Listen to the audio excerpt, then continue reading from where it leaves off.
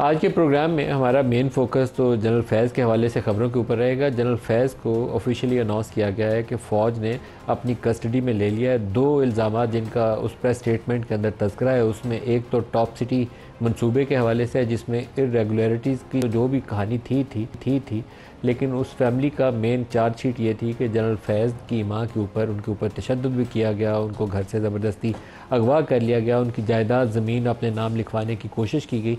ये लेकिन इस खबर का एक हिस्सा है। इसी स्टेटमेंट का जो दूसरा हिस्सा, जो सेकंड लाइन है उसकी, वो सबसे ज़्यादा ऑपरेटिव पार्ट या पावरफुल लाइन वो है। वो ये लाइन कहती है कि आर्मी एक्ट की खिलाफ वर्जियाँ उनकी रिटायरमेंट के बाद भी जारी रहीं और ये साबित शुदा, established, they have been established, वो साबित हो चुकी हैं। ये जो पोस्ट रिटायरमेंट वायलेशन इस्टेब्लिश होती हैं, ये आम क्यास रही और जो तज़किरा किया जाता है कि उनकी रिटायरमेंट के बाद जो उनके पोलिटिकल लिंकेजेस थी पाकिस्तान तहरीक इंसाफ के साथ, या जो दीगर वाक़यात होते हैं, उसमें कई वाक़यात का तज़किरा आता है, जिसमें बाज़ जो एनालिस्ट हैं उसको 9 मई के वाक़यात के साथ भी जोड़ते हैं, या बाज़ ऐसी चीज़ें जिसमें कहा जाता है, कुछ गेस्ट ने भी हमारे गुज़श्ता रोज़ इशारे किए किए कि इंसाइटमेंट आर्मी चीफ़ जो मौजूदा हैं उनके हवाले से अगर कुछ ऐसे वाक़यात सामने आते हैं जिसमें उनके साथ ताल्लुक़ या नाता जोड़ा जाता है, तो वो वायलेशन है। ऑफिशियली इसके ऊपर अभी तक फ़ौज की जानिब से कुछ कहा नहीं गया, लेकिन ये वो लोग हैं जो मुख्तलिफ़ सियासी जमातों से वाबस्ता हैं या तज्ज़िया कार हैं, उनकी ये राय है कि ये 2-3 इशूज़ जो हैं उनके लिए मुश्किलात का सबब बन सकते हैं। जो आज हम प्रोग्राम में हमारे साथ शख्सियात हैं, उनसे ये दोनों सवाल पूछेंगे और पूछेंगे कि आइंदा आने वाले दिनों में ये जब चैप्टर खुलेगा तो इसकी लपेट में कौन कौन आएगा और ये सारी जंग जो है हमें किस तरफ को लेकर जाएगी। हमारे साथ शुरा है आज डॉक्टर तारिक फजल चौधरी साहब, सीनियर रहनुमा हैं PMLN से, और इसके अलावा बैरिस्टर उमैर न्याजी साहब हैं पाकिस्तान तहरीक इंसाफ से। दोनों को खुशामदीद कहते हैं प्रोग्राम में। बैरिस्टर साहब, पहले तो आप एक बात बता दें, आपका और जनरल फैज़ का, तहरीक इंसाफ का और जनरल फैज़ का आपस में क्या ताल्लुक़ है? आज जो खान साहब ने दोबारा से रिटरेट भी किया, एक प्रोफेशनल ताल्लुक। देखिए ना, एक chief executive of the country होता है, उसको डिफरेंट एजेंसीज रिपोर्ट कर रही होती है, एक नहीं मुतअद्दिद, MI हो जाए, ISI हो जाए, उसके अलावा दीगर एजेंसीज, और हर जगह से रिपोर्टिंग आ रही होती।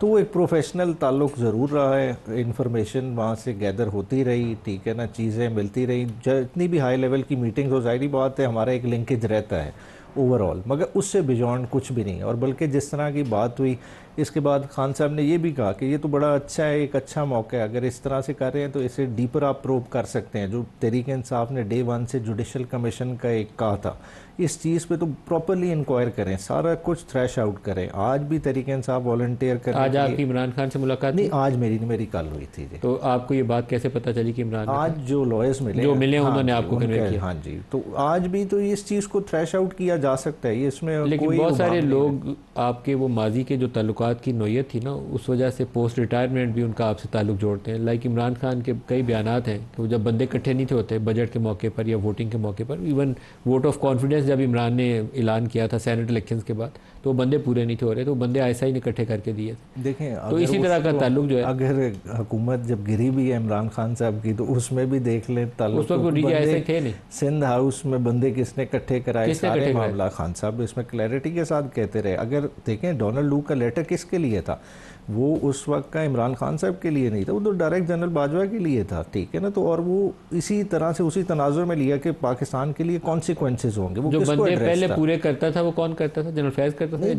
ये तो आपने कहा ना, मैं कह इस चीज़ इमरान के बयान, मैं नहीं कह रहा, ये खुद इमरान खान के बयान। नहीं, देखें बंदे, देखें पॉलिटिकल फोर्सेस के इर्द गिर्द ही बंदे इकट्ठे होते हैं, ठीक है। ओवरऑल कुछ मनूवरिंग पाकिस्तान की पॉलिटिकल हिस्ट्री ये रही है, ये इंटरफेरेंस से भरी हुई है, ये आज की नहीं हो रही। अगर आज हो रही है, इससे पहले भी हो रही है। लेकिन मेरा सवाल ये तो आप उसकी तारीख में चले गए, मेरा सवाल यह है कि अगर DGISI आपको पहले बंदे पूरे करके देते थे बजट के लिए या वोट ऑफ कॉन्फिडेंस के लिए, तो पोस्ट रिटायरमेंट तो वो ज़्यादा आज़ादी के साथ आपके साथ इंटरेक्ट कर सकते हैं। अच्छा, नहीं, मैंने ये आप खान साहब के किस बयान से लिंक कर रहे हैं? मैंने नहीं खान साहब से ऐसी बात सुनी कि भाई खान साहब ने कहा हो कि हमें वो बंदे पूरे करके देते थे। देखें, हमें तो वीकर पोजीशन, ये इमरान खान के रिकॉर्ड के ऊपर बयान। अच्छा, मुझे नहीं आइडिया, बाद में शेयर कर लेंगे, मगर जो मेरी क्लैरिटी है इस चीज़ पे कि देखें हमारे इदारों की इन्वॉल्वमेंट रही है और डेमोक्रेसी पनपी नहीं है, इसी वजह से। बराह रास्त सवाल पूछना आपसे, 9 मई के वाक़यात में कई मुशावरत शामिल थी थी जनरल फैज़ या किसी रिटायर्ड देखिए लोग? 9 मई को तो क्लैरिटी के साथ पीटीआई कह रही है कि वो ब्लैक स्वान इवेंट है।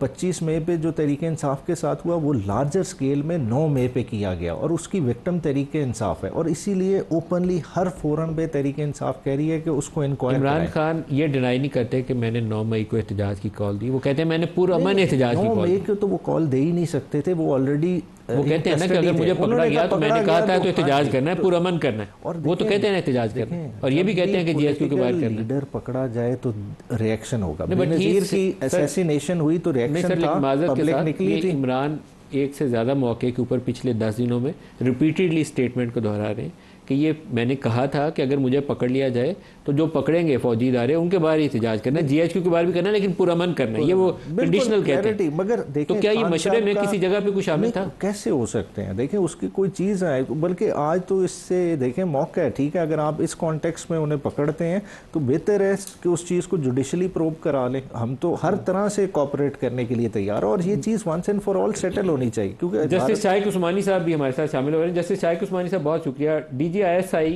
आर्मी एक्ट की खिलाफ वर्जियों के हवाले से उनकी गिरफ्तारी की गई है। एक तो टॉप सिटी का केस है, दूसरा उनकी पोस्ट रिटायरमेंट, उन्होंने कहा कि उन्होंने आर्मी एक्ट की वायलेशंस की थी जो इस्टेब्लिश्ड हैं। अब आपके ख्याल में ये जो कोर्ट मार्शल की कार्रवाई है, फॉर्मर DGISI, मेरे इल्म में नहीं है कि कभी किसी DGISI को कोर्ट मार्शल से गुजरना पड़े, ये किस तरीके से आगे चलेगी और इन चार्जेस को कैसे साबित किया जाएगा? देखिए, चाहे हम लोग जो समझें, लेकिन ये फौज का जो अपना सिस्टम होता है अकाउंटेबिलिटी का, और ख़ास तौर से जिनके कोर्ट मार्शल्स होते हैं, मुझे तो इसका एहसास मालूम है, इसके मुताबिक इल्म है कि क्या होता है कोर्ट मार्शल्स में, वो बड़ा फेयर होता है और उसमें पूरी उनको एडवांटेज होते हैं, वो डिफेंस के, वो बल्कि दूसरे लॉयर्स को, बाहर से वकीलों को बुला करके भी वो अपने आप को डिफेंड करवा सकते हैं। लेकिन यहाँ पे जो सिचुएशन है वो टाइमिंग की बात है। देखिए, अभी तक जो हम सुनते आए हैं, पता नहीं वो सही है कि गलत है, शुरू से कि फैज़ हमीद साहब की बड़ी इन्वॉल्वमेंट थी। जब इमरान खान साहब प्राइम मिनिस्टर थे, वो हमेशा उनको सपोर्ट करते थे और उनको चीज़ें बताया करते थे, इन्फॉर्म करते थे। कहाँ तक वो सही है गलत वो तो हमें पता नहीं, लेकिन बात सूरत ये इंफॉर्मेशन थी। और फिर हमने ये देखा कि जब उनको अपनी जॉब से हटाया गया तो उस वक्त भी बड़ा शोर शराबा मचा था, और उसके बाद आर्मी के साथ रिलेशनशिप इमरान खान साहब की ख़राब हो गई और फिर बहुत सी बातें हुई और जिसके बाद में इवेंचुअली नो कॉन्फिडेंस मोशन वगैरह हो गई। अब उसमें इन्वॉल्वमेंट तो यकीनन था किसी तरीके से। अब जहाँ तक DGISI हैं, वो उनका जितने DGISI हमारे आए हैं सिवाय एक दो के, सब की कुछ न कुछ जो सियासी इन्वॉल्वमेंट तो रही है, क्योंकि उन पे डिपेंड करती थी गवर्नमेंट हमेशा इंफॉर्मेशन के लिए, तो इस वजह से उनकी इन्वॉल्वमेंट थी। इस लिहाज से अब किसी की बहुत ज़्यादा हो सकती है, किसी की कम हो सकती है। जैसे शाहिद उस्मानी साहब, खाली इन्फॉर्मेशन अगर प्राइम मिनिस्टर ले तो वो तो फिर भी काबिल कबूल है कि DGISI ये प्राइम मिनिस्टर को ब्रीफ कर रहा है, लेकिन यहाँ पर जो पोलिटिकल इंजीनियरिंग का प्रोसेस है वो ISI से लिया जाता है। मुख्तलिफ हुकूमतों ने, वो कोई अनहोनी नहीं है, इमरान खान 4 साल जिस तरीके से हुकूमत करते रहे, या नून लीग का जो दौरे हुकूमत था 2013 से 18, उनके साथ जो कुछ हुआ उसके अंदर भी क्या रोल था हमारे इदारों का, या अभी भी मौजूदा हुकूमत को किस तरीके से सपोर्ट मिल रही है, तो हर दौर में आपको उनका एक रोल नज़र आता है, which is I think beyond their stated mandate उनका ये नहीं है जो काम हमारी हुकूमतें उनसे दरख्वास्त करती हैं। नहीं, लेकिन आप एक चीज़ याद रखिए कि जो DGISI है वो हमेशा प्राइम मिनिस्टर के अंडर काम करता है, और सर ड्यूअल रिपोर्टिंग होती है, आर्मी चीफ को भी रिपोर्ट करते हैं और प्राइम मिनिस्टर को भी। वो इनडायरेक्टली करता है, लेकिन ही इज एम्प्लॉयड बाय। आपको याद होगा कि जब बेनज़ीर प्राइम मिनिस्टर बनी थी तो उन्होंने शम्स कल्लू को DGISI बनाया था और आर्मी की मर्जी के खिलाफ बनाया था, और वो एक रिटायर्ड ऑफिसर को उन्होंने बना करके बनाया था। तो ये इसेंशली टेक्निकली अपॉइंटमेंट ये प्राइम मिनिस्टर के अंडर होती है और प्राइम मिनिस्टर को वो रिपोर्ट करता है डेफिनेटली, लेकिन सियासी चीज़ें से दूर रहता है। लेकिन आमतौर से इनडायरेक्टली हमारे यहाँ तो सब इन्वॉल्व हो जाते हैं, और इसमें इन्वॉल्व हो गए, वो कुछ ज़्यादा ही इन्वॉल्व हो गए।